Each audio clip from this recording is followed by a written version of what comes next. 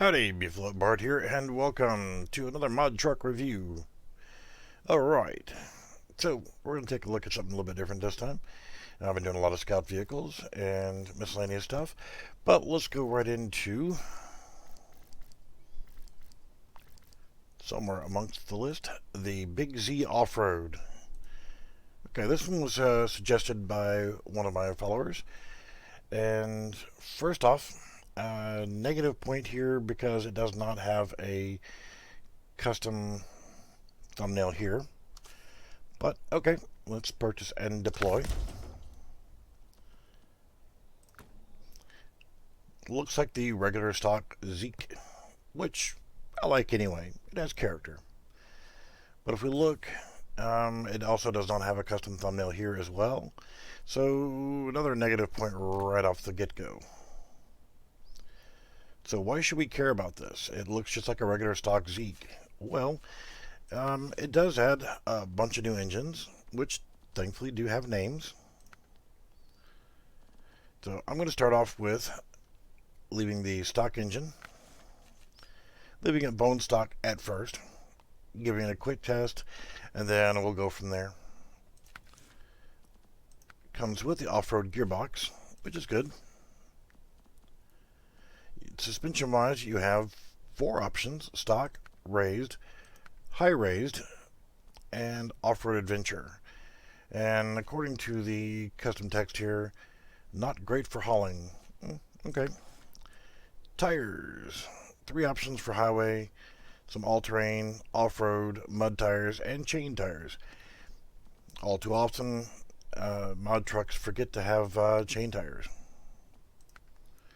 So bone stock we can go with up to a 45-inch, but modified we can go out to 54-inch, and on mud tires up to a 63-inch. Interesting. But on mud tires we can't use any of them with the stock height. Yeah, most of the time I probably would go raised anyway, because a lot of times in snow and deep mud you do need the extra ground clearance. Off-road wise, we can go up to a 45-inch. This could have been easily modified, but I kind of think it matches the wheel wells a little bit well, so that's nice. But we're going to start off bone stock and see how it performs. Winch wise, it does come with an offline winch, meaning you don't have to have the engine going to be able to use it. That's good. Engageable and unlocked on diff. Get an option of a spare wheel, snorkel, and out of principle, I'm just going to go ahead and put it on anyway. Frame add-ons, very important. Flatbed, van, which I think that looks pretty good on there. Sideboard bed, which is what we're going to use. You get a fuel tank, the Scout pickup chassis add-on, and service cab. Option of the 2 different loading cranes and high and low saddle. Rear bumper, that's just the stock Zeke stuff. Sun visor. Front bumpers, a bunch of different configurations. It's fine. I'm going to leave it stock for now. Miscellaneous, bunch of different options. I think standard roof lights, to me, is a given, especially if you're going to play any kind of co-op, where unfortunately we can't change the time of day and lock it at daytime. Exhaust, various different ones. 2 different ones for heat shield, which is interesting. For the giggles, let's just go ahead and go with this one. Don't know why I have so many. You do have a bunch of different rims. And whatever, let's go with that. Paint job wise, did notice there is a custom paint job listed here that doesn't do anything. And then you can use the normal Zeke paint jobs, which I'm just going to leave the original on. I do like that. So, bone stock. Since this one does have a sideboard bed, and another knock is you can only buy it in Russia. which, okay, whatever. The normal test that I perform for any mod truck to see its performance capabilities is the container run. And if you're not familiar with the container run, essentially tame your drownlands, come out of the garage, make a hard right. Now, if it does fail, and this is a first attempt for me with this, much less being in stock form, and then I will change it over to a bit more modified, and we'll see how it handles. Just come over here, and to get the best possible time for it, start here, get a cargo container, fits nicely in a sideboard bed. And the main reason why I say use a sideboard bed is in case you do get off camber and it starts to slide out, you can sometimes recover it and not lose it and just repack your cargo. So when you do hit accept, you can just start rolling.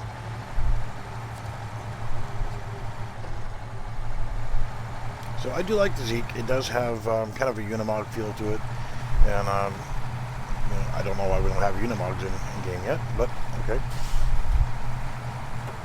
Alright, so already we're having to put it in all-wheel drive, and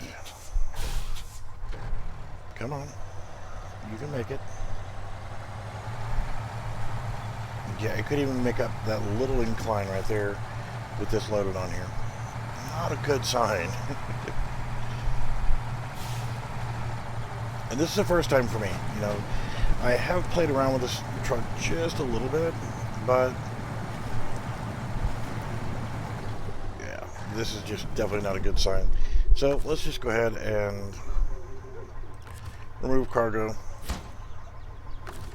and recover, which is going to fail the mission, because if it can't make it through there, then it's just sad. So let's upgrade the engine. I've already got a bunch of these.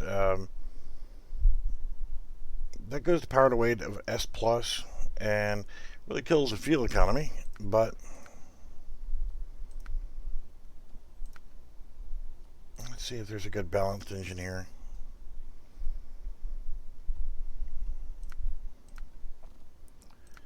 These are the Azov engines, so they're pretty stout.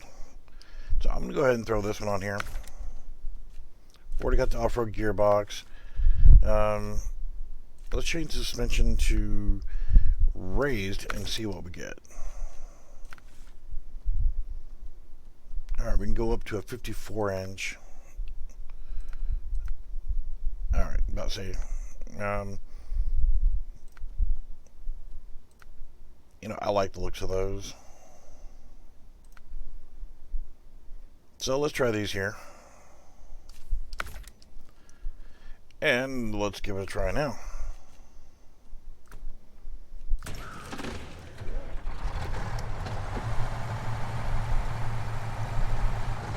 Bit more of an aggressive look to it. Definitely feels a little bit more powerful. A little springy on the suspension.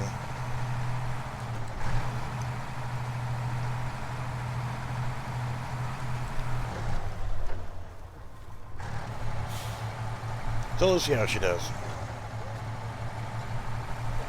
I mean, it really didn't want to perform with stock configuration. And to me, the good balance for a mod truck is to be able to perform at least as good as a stock vehicle, but a little bit better. And also think that for a mod truck, there needs to be a benefit to using the mod trucks. Whether it's the suspension and tires, or strength of the engine, or something.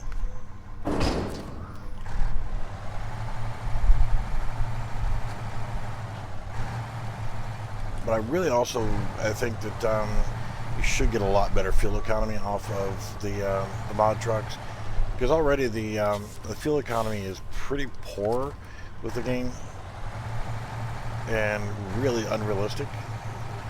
I'm just going to go ahead and put it in all-wheel drive, or four-wheel drive in this case, and just roll with it. already it's a lot better.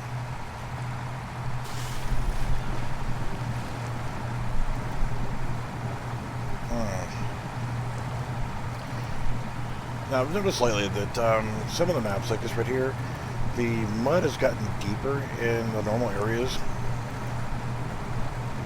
A good sign if it's taking this long to get through here.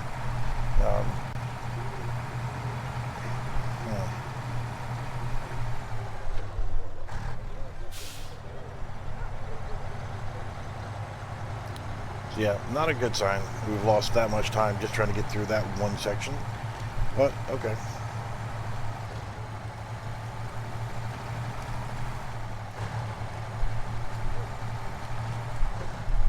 The steering lock is pretty good if you're going really slow.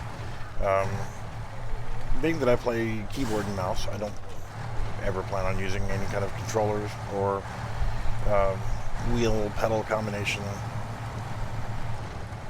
So steering lock and vehicle performance should work universally between all of it.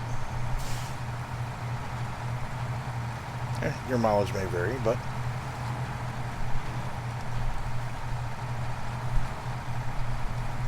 that section usually right there can slow down some trucks. It feels a little tippy, so we shall see.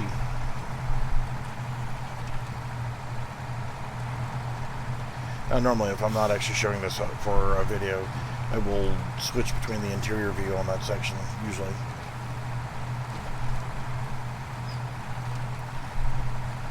Now, the spot that usually kills most trucks is this next part.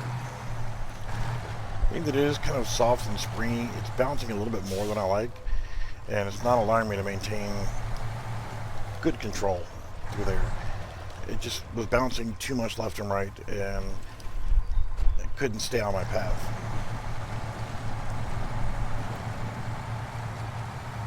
So that spot right there and this spot right here will trip up some trucks.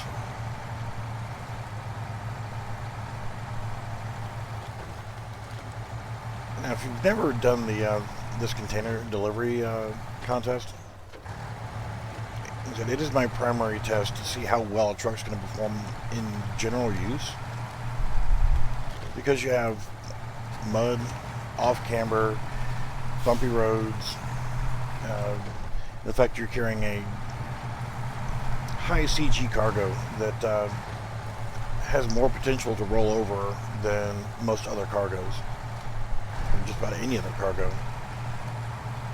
The fact that it did not tip over right there is a good sign.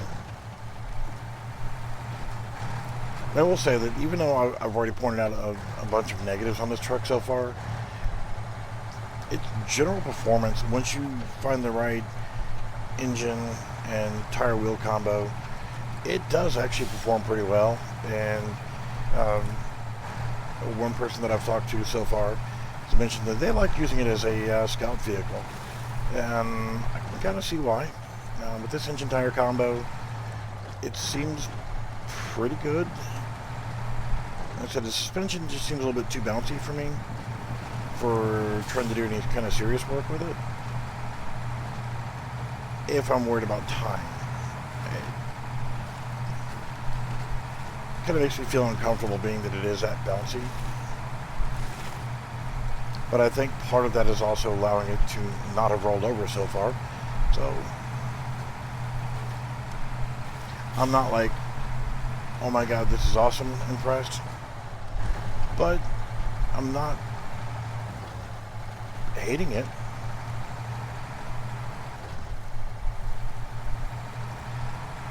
So other than, the big negative so far is the fact that it is bouncy. It just doesn't feel comfortable to operate because it is bouncy, and being that I play keyboard and mouse, it's throwing me around a little bit more than I like to maintain a good level of control. And it doesn't have proper thumbnails. I think you should have less engine choices and focus in on just engine choices for a vehicle that's just going to be solid and well planted. Because obviously the stock engine's absolutely terrible. But looking at the fact that as long as you make it faster than 8 minutes, you get the maximum score and reward. And we're coming in less than 5 minutes. So it passed a container run. So it looks like this one's going to hang around for a little while. There we go. Under 5 minutes. And as long as you're less than 8 minutes, you're going to get 540 XP and 5,600 credits. So not bad. And for any truck that actually can complete that, the thumbs up. Let's go ahead and put her back in the garage, and we'll wrap up the summary of this. Will I keep it in my mod list? Yeah, I probably will. I'll keep it in the mod list for a little while. It seems like it'll be a fun little truck for light duty use. So